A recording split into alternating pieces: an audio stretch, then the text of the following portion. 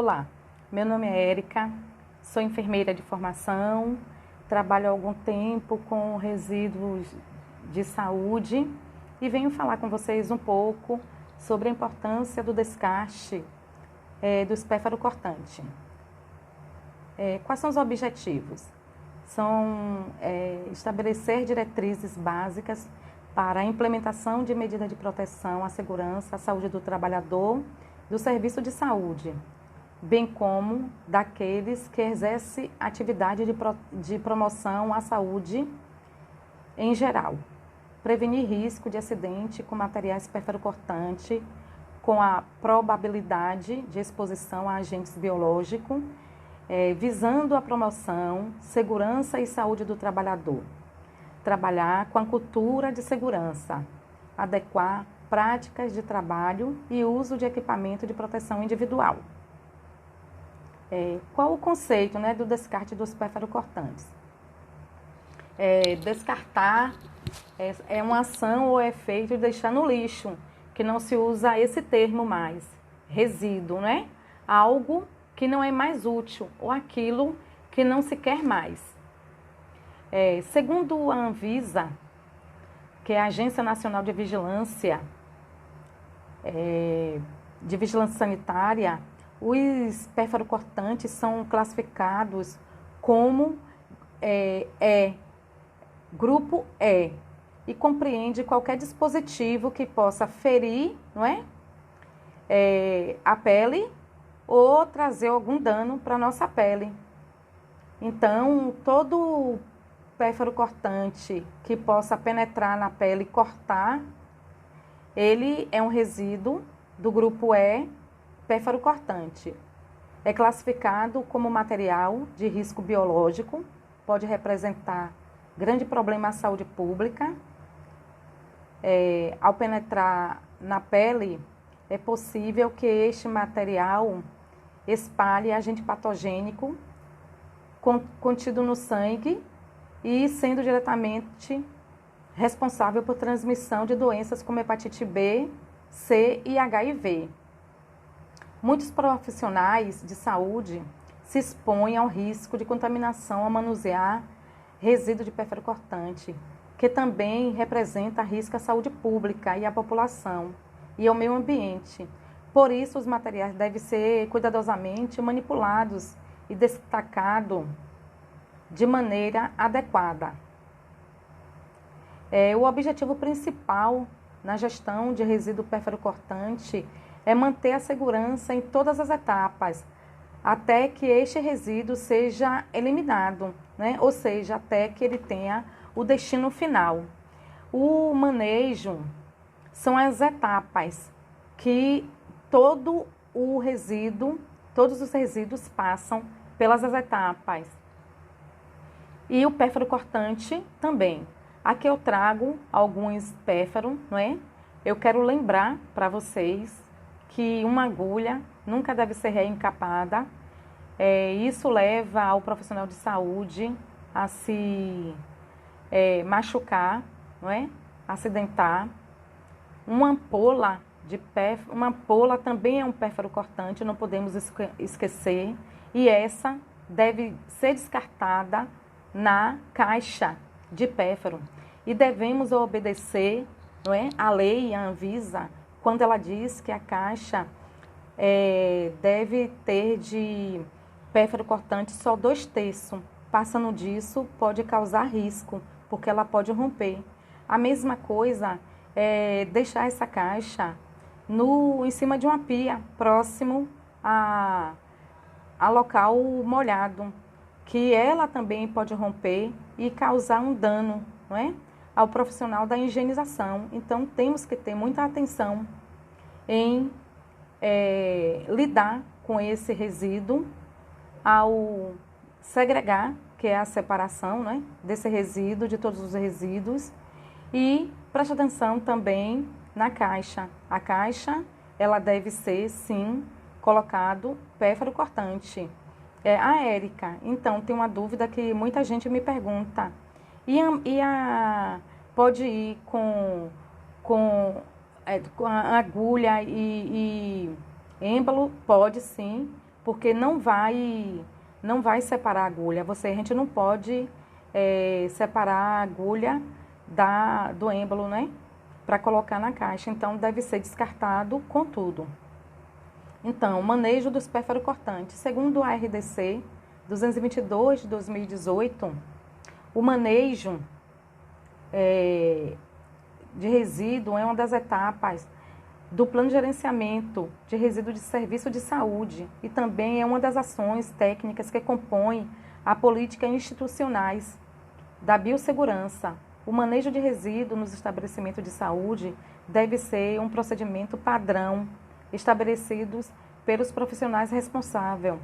Então, o profissional responsável, ele deve sim estar treinando a equipe, toda a equipe, enquanto responsável por esta questão, né? Sobre segregação, acondicionamento, todas as etapas, como acondicionar, onde acondicionar, como identificar. Então, tem que ser bem direcionado para os profissionais, para que nós tenhamos a responsabilidade de fazer esse serviço, esse descarte com a responsabilidade, para não ser descartado em qualquer local, não é? Essa caixa, depois que ela tiver 2/3 de pérfuro, ela deve ser colocada dentro de um saco branco leitoso e levada para o expurgo. Então, eu vou citar aqui algumas principais medidas que temos que tomar ao manusear com este resíduo pérfuro-cortante. A manipulação dele deve ser mínima, não é? Manter recipiente contendo resíduos em local seguro e previamente destinado a ele, só se coloca dentro da caixa o pérfuro-cortante. Nunca abrir qualquer recipiente contendo resíduo, objetivando e inspecionar seu conteúdo. Adotar procedimentos operacionais padrões referente ao descarte de resíduo. E todo resíduo deve ser acondicionado no momento do manejo. Vou falar um pouco de segregação, que é uma das operações fundamentais para permitir cumprimento dos objetivos de um sistema eficiente de manejo, não é? Do manuseio de resíduo e que consiste em segregar, separar ou selecionar os resíduos segundo a classificação adotada. Essa operação deve ser realizada na fonte da geração e esta condicionada à prévia capacitação de pessoal de serviço. Ou seja, o profissional da saúde avisa ao pessoal da higienização, não é? Que a caixa já tá com bastante, já chegou ao limite, se coloca no expurgo e ele leva esse resíduo para o abrigo de resíduo, de infectante. E como se estabelece a exposição dos riscos biológicos? A exposição, não é? É através da mucosa, pele íntegra, inalação, né? Que é através das gotículas, aerosóis. E nós também não podemos esquecer de falar da classificação dos resíduos biológicos. Tem a classe de risco 1, que é um baixo risco individual para o trabalhador e para a coletividade, que tem uma baixa probabilidade de causar doença ao ser humano e animais, não é? Tem a classe de risco 2, que é um risco moderado para o trabalhador e com baixa probabilidade de disseminação para a coletividade, pode causar doença ao ser humano, para as quais existe meio eficaz de profilaxia e tratamento. Exemplo é o vírus da febre amarela, Cistosoma mansoni, não é? A classe de risco 3, que é um risco elevado para o trabalhador e com probabilidade de disseminação para a coletividade, pode causar doenças, infecções graves ao ser humano, para as quais nem sempre existe meio eficazes de profilaxia e tratamento. Classe de risco 4, que é um risco elevado para o trabalhador e com probabilidade elevada de disseminação para a coletividade, apresenta grande poder de transmissibilidade de um indivíduo a outro, pode causar graves doenças ao ser humano, para os quais não existe meio eficazes de profilaxia e tratamento. Um exemplo é o vírus da ebola. E também, não podemos esquecer da biossegurança, que é uma área de conhecimento definida pela Agência Nacional de Vigilância Sanitária, Anvisa, que são as condições de segurança alcançadas por um conjunto de ações destinadas a prevenir, controlar, reduzir e eliminar riscos inerentes às atividades que possam comprometer a saúde humana, animal e ao meio ambiente. Então, eu quero falar para vocês que não podemos esquecer de usar os EPIs, porque eles nos dão segurança, não é? Então, diante de alguns trabalhos que eu li, alguns estudos, eu sugiro que sejam realizadas ações preventivas e campanhas junto à educação permanente, visitas ao local de trabalhos e treinamento para os profissionais de equipe, de técnico de enfermagem e os enfermeiros, e que aborde de maneira clara e objetiva sobre a manipulação de descarte, uma manipulação correta desse espéfaro para prevenir os acidentes de trabalho, melhorar a prática profissional e a qualidade de vida dos profissionais da saúde envolvidos nessas atividades, né? E eu li um pouco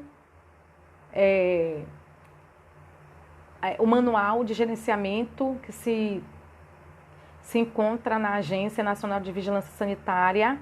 Eu também li normas regulamentadora NR32 e a RDC número 222 de 2018, que está comentada, que fala muito bem sobre o plano de gerenciamento de resíduos de saúde, fala sobre essas questões de biossegurança, fala sobre os EPIs, fala sobre segregação, acondicionamento, o manejo. Então, todos nós podemos ter esse cuidado, devemos ter esse cuidado de manusear o espéfaro cortante, manusear com responsabilidade para que o descarte também seja feito de forma consciente e responsável por todos os profissionais da saúde. Obrigada.